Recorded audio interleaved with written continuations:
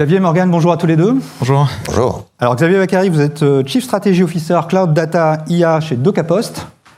Alors peut-être un petit mot de DocaPost pour ceux qui ne connaîtraient pas la société. Oui, alors donc très rapidement, DocaPost est une filiale à 100% du groupe La Poste. Donc nous, on travaille sur la sphère de confiance numérique, le tiers de confiance numérique en France. Donc je vais vous citer quelques exemples qui vont vous parler.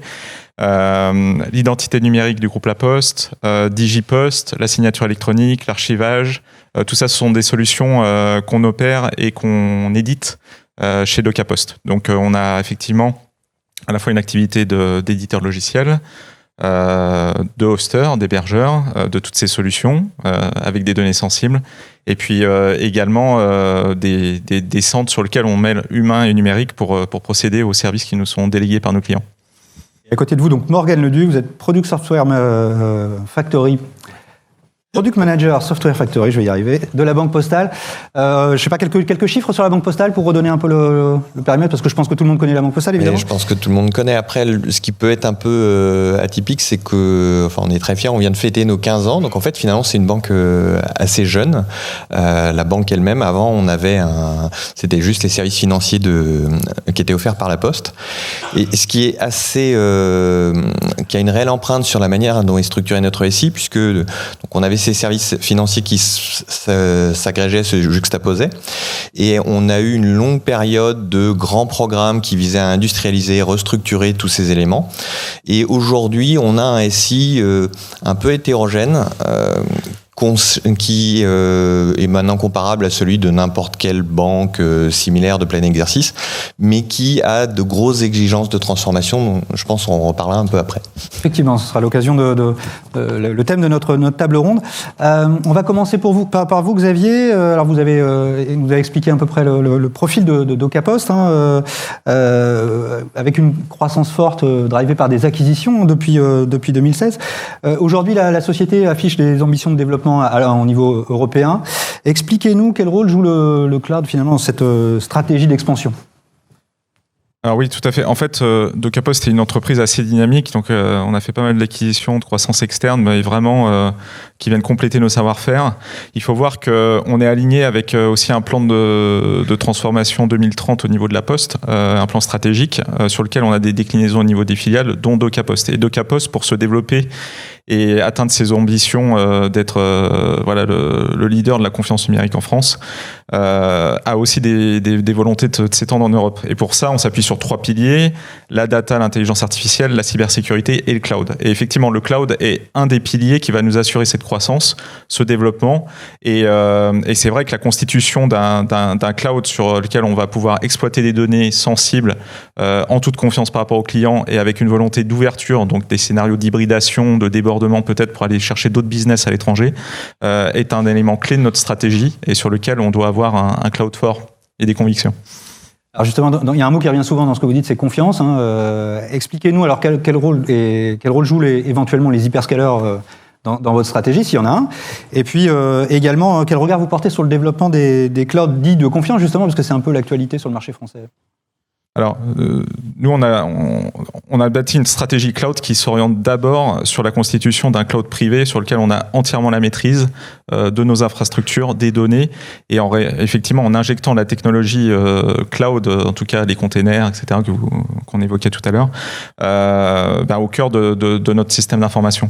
Donc, c'est vrai que les hyperscalers apportent un certain nombre de services et de complémentarité, le tout étant drivé par l'usage et le niveau de criticité des données qu'on pourrait être amené à manipuler. Et donc c'est vrai qu'on est plutôt sur un écosystème avec un cœur cloud privé sur lequel on a un fort niveau de sécurité et avec des scénarios d'hybridation sur lesquels on pourrait aller chercher du compute ou de la présence dans d'autres pays. Mais ça reste de toute façon quelque chose qui porte pas l'ensemble de nos stratégies. Et les clouds de confiance, un petit mot là-dessus? Les clouds de confiance, le paysage, je pense que ça tout le monde le partage, est assez dynamique. Ce qui est sûr, c'est que les directives de l'État, que la directive Cloud dans le centre, ont apporté en tout cas un cadre et des attentes assez fortes sur ce qui était les enjeux de souveraineté. C'est vrai que nous, on cherche absolument à avoir cette indépendance en termes de Cloud Act, d'extraterritorialité dans tout ce qu'on fait, dans tout ce qu'on bâtit. Et donc, c'est vrai qu'aussi au niveau technologique, au niveau du modus operandi, on essaye de rester très indépendant. Morgane, on va passer à vous. Alors, vous nous avez décrit le système d'information de la Banque Postale, banque assez jeune finalement hein, sur le marché. Pourquoi aujourd'hui vous entamez une mutation vers le cloud et finalement quels en sont les grands principes ? En fait, il y a deux vecteurs. Le premier, c'est que le métier de la banque est quand même en grande transformation. Il y a une digitalisation extrêmement forte, ce qui fait que nos métiers sont extrêmement exigeants et nous demandent de suivre, demandent une extrême agilité du SI. Et vient s'ajouter à ça un poids de la conformité. On est soumis à un cadre réglementaire qui est de plus en plus lourd, légitime, mais qui vient perturber des plateformes déjà bien en place, et ainsi de suite. Donc, cette exigence d'hyper-réactivité vis-à-vis du SI, on ne sait pas l'adresser avec nos méthodes historiques. Donc, pour répondre à ça, on a posé, il y a un peu plus d'1 an, une stratégie cloud à 3 étages. Un cloud privé, on a des périmètres extrêmement critiques qu'on doit avoir à notre main, ne serait-ce en termes de conformité et autres, donc ça c'est bien chez nous. On veut pouvoir adresser et aller chercher des masses critiques, donc sur cette partie-là on va parler de cloud communautaire, de cloud souverain. Et la partie pour tout ce qui est innovation de niche ou autre, où on aurait besoin d'aller chercher des choses où on n'aurait pas la taille critique ou pas, on ne saurait pas avoir la réactivité suffisante. En tout cas, pour découvrir, là, on va aller taper sur du cloud public. Donc, c'est vraiment une stratégie. L'idée étant derrière de reprendre tout notre SI et de le ventiler, de pivoter sur ces 3 axes en fonction de l'optimum le plus adapté. Très bien. Alors, peut-être, Xavier, vous nous avez parlé de la construction de votre cloud privé. Quels vous paraissent être les critères, finalement, clés pour bâtir cet environnement ? Alors, donc, tout d'abord, indépendance et maîtrise de la technologie. Donc, c'est vrai que l'open source, pour nous, est vraiment clé. Donc, l'open source d'entreprise, parce qu'on a bâti... En tout cas, on est en train de builder notre cloud avec un sous-jacent Red Hat. Je pense qu'il y a aussi la volonté d'ouverture sur tout ce qu'on va faire. C'est-à-dire que les services qui sont proposés, il faut qu'on puisse laisser le choix. Alors, on oriente, mais en tout cas, il faut vraiment qu'on soit le plus ouvert possible dans tout ce qu'on constitue, l'offre de service, et qu'on ait la voix du client pour le pilotage aussi de notre roadmap produit. Peut-être un mot sur le planning. Alors, où en êtes-vous et quelles sont les grandes échéances ? Donc le planning, on est sur quelque chose sur lequel on a vraiment engagé beaucoup d'investissements et de dynamique autour de ce projet. Il faut voir qu'on a constitué en fait notre équipe cloud et le choix des technologies à peu près milieu d'année cette année, et on ouvrira la première version de notre service en production dès janvier. Donc on aura à peu près 6 mois en fait de constitution sur des éléments qui sont vraiment à l'état de l'art et sur lesquels on a visé on va dire toutes les bonnes pratiques et les patterns cloud pour qu'on ait une adoption forte de la part de nos projets. Donc l'infrastructure as code par exemple. Infra as code, donc tout est automatisé, de l'actif-actif et du clustering, du stretch entre plusieurs data centers, tout ça vraiment pour qu'on ait un maximum de résilience, de scalabilité, de performance de nos infras. Ouais. Peut-être un mot sur le catalogue de services, parce que tout à l'heure, on voyait dans les slides que j'ai présentés. C'est un critère clé pour la plupart des entreprises, la richesse du catalogue de services. Est-ce que vous pouvez nous en dire un mot côté Docapost ? Est-ce que c'est aussi une préoccupation que vous partagez ? Oui, alors le catalogue de services, en fait, on peut pas tout avoir. En tout cas, il faut déjà qu'on bâtisse une roadmap produit en rapport avec les équipes et les besoins des clients. Donc, il faut la prioriser. Mais en fait, ce qu'on veut vraiment faire transparaître, c'est cette volonté d'ouverture et voire de mise en concurrence ou de challenging des solutions dans ce qu'on pourrait proposer, sachant que dans notre catalogue de services va aussi être inclus des offres à plus haut niveau, type SaaS. On a parlé de la signature numérique, de l'archivage, etc. Ce sont des choses sur lesquelles l'écosystème cloud de Docapost va pouvoir s'appuyer pour délivrer des projets plus vite et à forte valeur ajoutée pour nos clients. Morgane, vous avez décrit le cloud que vous visez, avec les 3 composantes. Finalement, quelles vous paraissent être les conditions à mettre en œuvre pour parvenir à mettre en place cette transition ? Étant donné que vous l'avez compris, donc on a cette complexité, ces 3 étages qu'on veut pouvoir leverager vis-à-vis de nos demandeurs.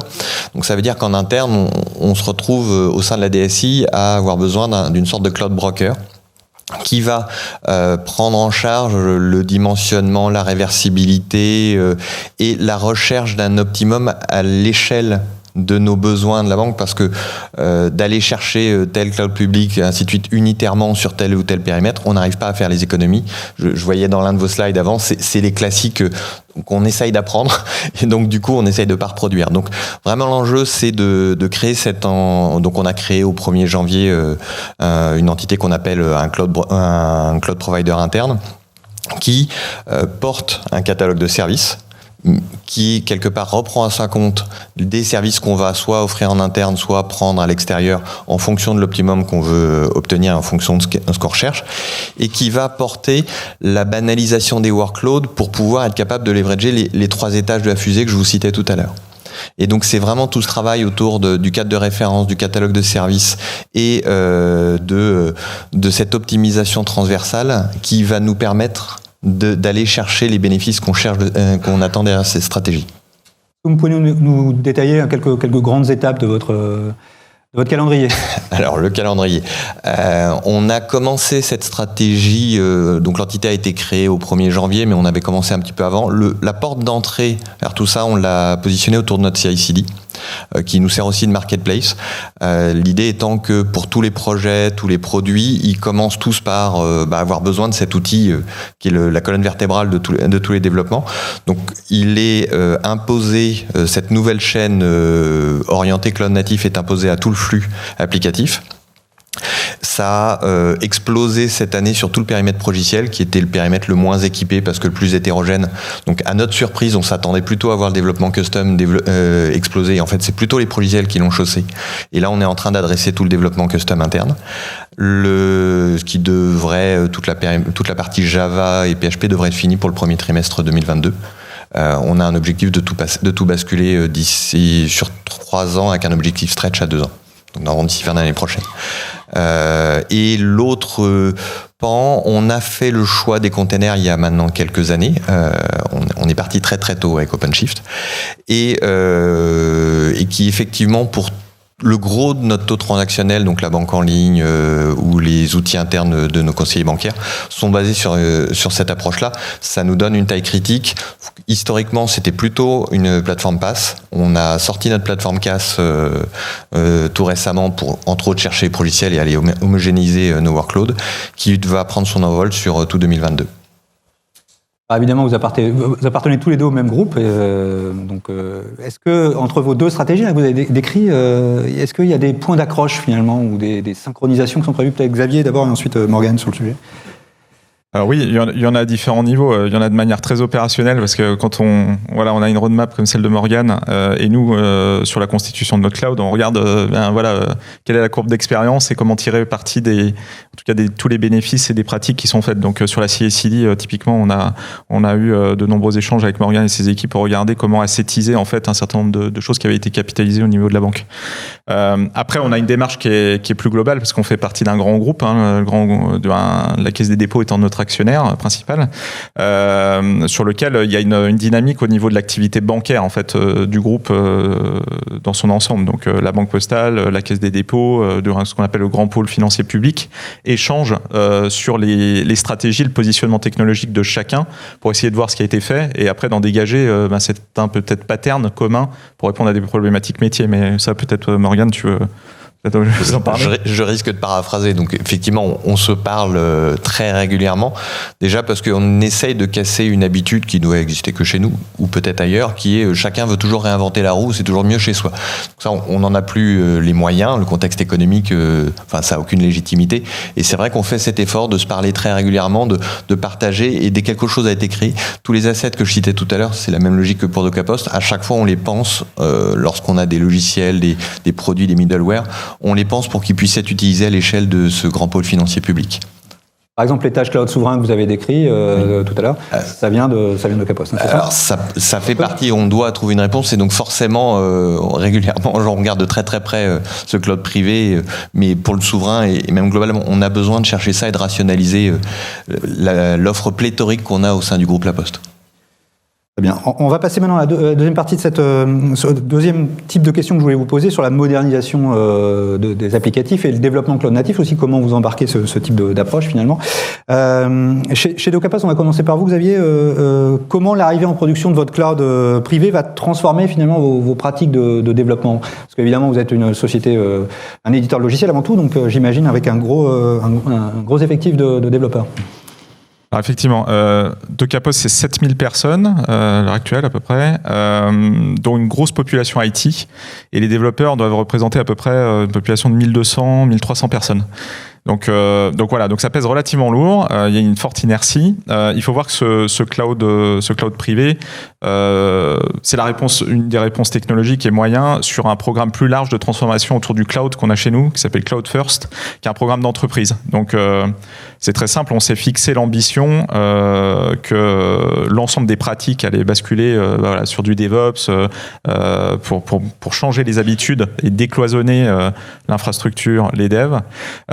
Mais aussi avoir une politique de formation pour ces 1200 développeurs. Donc ça, c'est une dynamique qui est vraiment en place parce qu'on a pour ambition que de janvier 2023, tous les nouveaux projets chez nous soient développés en mode cloud natif.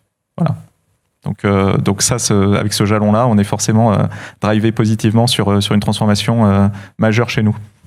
Côté la Banque Postale, comment vous embarquez finalement ces pratiques cloud natives?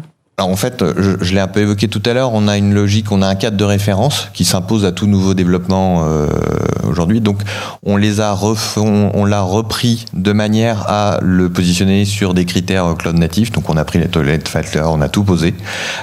Et aujourd'hui, tout développement est jugé à l'aune de ce cadre de référence. Et s'il ne le respecte pas, c'est des dérogations, enfin classiques. Sachant qu'en parallèle, on a aussi une logique de modernisation. Parce qu'on a notre patrimoine, j'ai l'habitude de dire qu'on touche 5% de notre patrimoine tous les ans, donc, et encore on ne touche pas toujours des périmètres différents tous les ans, juste avec le flux, donc on est obligé d'aller chercher ça. Et là, on a eu une logique assez classique qu'on a posée l'année dernière. On a fait un questionnaire et on a criblé l'intégralité de notre patrimoine pour définir une stratégie vers comment basculer les fameux lift and drop ou refactoring. Donc vraiment trouver une réponse à chacun des périmètres de manière à voir comment on va adresser ça sur le long terme. Xavier, on vient de parler de modernisation du legacy. On a vu tout à l'heure des chiffres qui montraient que finalement tout le monde s'y essaye, mais avec des succès plus ou moins mitigés. Quelles approches vous mettez en œuvre vous, pour justement moderniser votre patrimoine, j'imagine, qui est assez conséquent également. Est-ce que vous pouvez nous détailler un peu cette partie-là ? Alors on le fait de manière assez pragmatique, parce que le go to cloud, on ne veut pas qu'il soit systématique, parce que sinon il coûte cher et je pense qu'il va y avoir pas mal de déçus, en particulier sur notre direction. De toute façon, tous les nouveaux projets, ils vont être faits sur ce mode-là. Donc on va avoir une empreinte cloud qui va grossir de fur et à mesure, parce qu'on a une entreprise qui développe des nouveaux services constamment, des projets à façon pour les clients. Donc de toute façon, l'empreinte cloud va grossir de manière significative avec le new. On a des projets de refactoring parce qu'on a une obsolescence technologique des plateformes. Voilà, Morgane en parlait sur le patrimoine de la banque. Nous, c'est exactement pareil. On va de toute façon promouvoir ces nouveaux patterns. Après, quand on a la dernière typologie, c'est sur lequel on a des blocages ou des points majeurs, que ce soit de scalabilité, d'agilité, etc., par rapport aux demandes clients, sur lequel, là, on aurait peut-être un refactoring à marche forcée qui ne sera pas forcément drivé par l'obsolescence du socle ou par le fait qu'on a plutôt du new qui est développé au sein de telle ou telle offre. Donc voilà, donc on a vraiment une démarche très, très pragmatique et sur lequel le ROI va être le point clé et la qualité de service pour les clients. Morgane, côté la Banque Postale, où situent justement vos priorités en matière de modernisation de ces plateformes dont vous avez parlé? En fait, on a, comme j'évoquais, on a sanctuarisé, enfin c'est un effort de chaque jour de toute façon de traiter, parce qu'en plus cette dette elle augmente tout le temps, donc c'est un effort à chaque fois, et donc après la question c'est comment on le priorise. Donc aujourd'hui on a une approche, je l'évoquais avec un crible pour déterminer l'approche. On est en train de mettre en place une sorte de notation qu'on pourrait appeler de Nutri-Score qui nous permet de flécher, d'avoir des tableaux de bord et que chaque responsable de périmètre applicatif sache où il en est. Donc ça permet effectivement de le driver par le ROI, par la qualité de service, mais aussi d'avoir un coup d'avance en se disant voilà, mais je suis en train de tomber dans une zone où bientôt je vais avoir des problèmes. Et après, c'est une gouvernance classique de voilà, on a une enveloppe, on passe dedans et on tape là où c'est le plus important. Alors on l'a vu tout à l'heure aussi, la transformation vers les architectures cloud, c'est aussi une question de culture, de déploiement d'une culture, peut-être même avant tout, une question de transition vers une nouvelle culture. Finalement, on va commencer par vous, Morgane, au sein de la Banque Postale, quelle organisation vous avez choisi pour accompagner la transition vers ces architectures cloud en termes de culture de la DSI et surtout l'accélérer peut-être? Alors voilà, c'est tout le sujet, parce qu'à la limite, le modèle, il suffit de googliser un petit peu, on y arrive encore. La question, c'est comment réussir à transformer une entreprise qui, comme la nôtre, a déjà des habitudes bien installées. Et pour ça, il y a une entité qui a été créée dédiée à la transformation de notre modèle opérationnel. Donc qui a défini 2 approches pour aller déployer de l'agilité, du DevOps à travers toute notre organisation. Ces 2 approches, elles sont assez classiques. C'est soit de la transformation de fond vers du mode produit, DevOps full, donc une transformation en profondeur et un modèle extrêmement intégré, soit de l'optimisation de modèles et de process qui sont déjà bien en place, sachant que ces 2 approches se nourrissent l'une de l'autre. C'est-à-dire qu'on essaye les idées du produit et autres qui marchent bien, on essaye de les essaimer côté optimisation et réciproquement. Donc c'est vraiment cette approche-là qui nous permet de transformer, l'objectif étant que d'ici 1 an, on ait au moins 30% de notre parc qui soit basculé en mode produit. Et il y a des critères en particulier qui vous font définir basculement en mode produit ou... Alors c'est beaucoup... déjà, il faut regarder les équipes qu'on a en place, les appétences de ces équipes, est-ce que le niveau de fonctionnement, la pression métier qu'on peut avoir en face, c'est-à-dire qu'un périmètre comme la banque en ligne ou les applications mobiles sont beaucoup plus candidates à ce genre d'évolution que du core banking ou de la tenue de compte. Donc après, c'est vraiment... tu parlais de pragmatisme. On va pas transformer pour transformer. On cherche vraiment là où il y a le plus d'attentes et là où on a le plus de besoins. Xavier, vous l'avez dit tout à l'heure, 1200, 1300 développeurs chez Docapos, j'imagine aussi une grosse population IT côté Ops. Comment on s'assure de l'adhésion de ces équipes aux nouvelles pratiques que vous tentez de mettre en place ? Alors en fait, on a fait des choix pour que les équipes aient envie d'utiliser notre cloud déjà. Donc ça passe déjà par la culture sur l'open source, sur le socle Red Hat. En fait, on a voulu mettre en place un socle sur lequel les développeurs étaient à l'aise et avaient envie de l'utiliser. Donc ça, on a fait un certain nombre d'échantillonnage et de questionnement pour choisir déjà le bon partenaire technologique en termes de plateforme et que les usages soient vraiment fluides au sein de nos équipes. Après, on a de toute façon un programme de transformation et de formation majeur parce qu'il faut voir qu'on a une courbe de maturité qui est encore assez faible sur ces pratiques cloud natives, mais il faut voir que l'insertion de ce cloud dans notre stratégie va aussi être capable de nous apporter tout un tas d'outils pour mieux recruter les talents, les attirer et avoir vraiment une culture produit sur laquelle la voix du développeur, je le disais tout à l'heure, résonne et écouter aussi avec cette culture DevOps par la partie exploitation infrastructure. Parce qu'on a trop longtemps avancé en mode silo, sur lequel on a du spécifique, de la dette technique, moins d'automatisation et en fait des projets qui sont plus compliqués à délivrer et à opérer.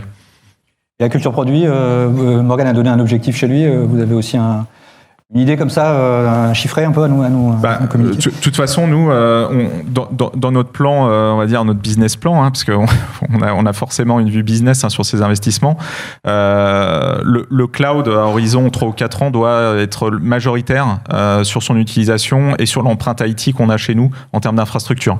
Donc de toute façon, ce produit il va s'enrichir au fur et à mesure et on a les instances, la gouvernance pour le faire avec les décideurs techniques qui vont contribuer avec l'ensemble des besoins métiers des BU qui nous sont remontés. Donc oui, l'objectif est très fort.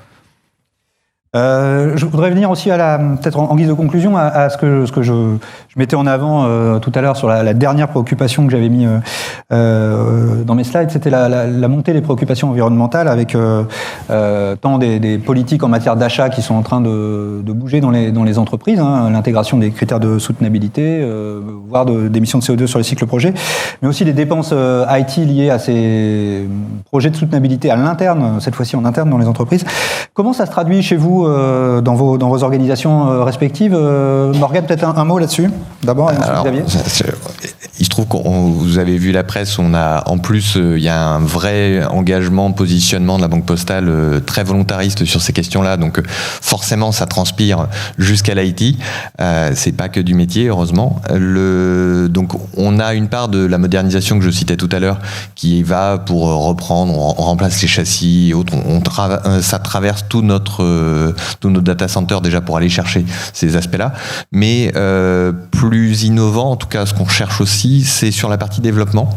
On a intégré dans notre quality process, nos quality gates, on commence à intégrer des critères RSE, déjà, alors pas forcément pour pénaliser l'erreur ou autre, mais que les gens prennent l'habitude au même titre que sur l'aspect sécurité, que sur la qualité de code, que on comprenne voilà l'effort, l'impact de ce que vous avez développé. Le cas le plus facile et le plus commun, c'est ne serait-ce que la consommation de nos applications mobiles. Donc aujourd'hui, quand une application mobile sort, elle est, dans le cadre de la chaîne CI/CD, elle est évaluée en termes d'empreinte de consommation sur la batterie du téléphone et ainsi de suite. De manière à ce que ça soit systématique. Après, l'enjeu, c'est juste d'identifier les écarts par rapport à l'attendu.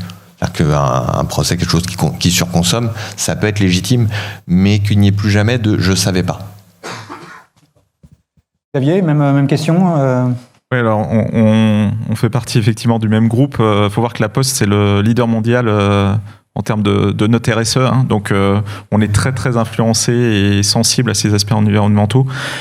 Donc si on peut parler, nous, de notre infrastructure, alors tout d'abord, le cloud, on le monte, c'est pas une évolution de notre legacy, on le monte vraiment avec, on va dire, des choses à l'état de l'art sur les data centers, en termes de machines, etc. Donc on est déjà sur on va dire, les dernières pratiques en termes de gestion de l'énergie. Donc par exemple, dans la construction de ce cloud, les critères environnementaux interviennent Oui, tout à fait. Et pour des choses qu'on a fait en termes de sizing aussi d'archiphysique, pour une même capacité, on a réussi dans les différentes itérations avec le travail aussi de Red Hat à diviser quasiment par 3 le nombre de serveurs pour avoir exactement la même capacité. Donc en fait, il y a vraiment des approches de mutualisation très fortes qui sont faites au niveau de cette infrastructure. Et après, pour rejoindre des exemples que donnait Morgane, nous typiquement, on veut promouvoir aussi des bonnes pratiques en termes d'exécution des applications et donc la manière dont elles sont construites avec des socles typiquement très très véloces comme on a par exemple avec Quarkus qui est un environnement d'exécution Java sur lequel le but est de diminuer les temps d'exécution, donc moins énergivore en termes de consommation de puissance machine et donc un impact favorable sur le run finalement de ce cloud au global. Donc ça c'est vraiment quelque chose qu'on va pousser au maximum pour gagner en vitesse et gagner aussi en consommation d'énergie. Merci Morgane, merci Xavier d'avoir partagé ces exemples très éclairants et puis d'avoir témoigné de la transformation de vos infrastructures et de la culture de vos DSI respectifs.